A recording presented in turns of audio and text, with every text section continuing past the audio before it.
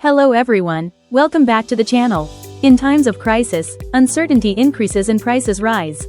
With smart financial strategies, you can cut expenses. Here are 10 money-saving tips. Tip 1. Build an emergency fund. Save 3 to 6 months of essential expenses. Tip 2. Cut non-essential expenses. Focus only on needs, like food and medicine. Tip 3. Stock essential goods wisely. Buy food gradually to avoid panic buying. Tip 4.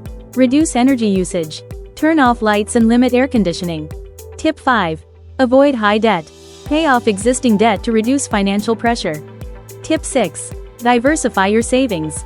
Spread your money across different options. Tip 7. Grow small side income through freelancing or online work. Tip 8. Plan monthly budget carefully to control spending. Tip 9. Buy local and support community businesses. Keep monitoring your financial situation and adjust as needed. Thank you for watching. Stay safe and healthy.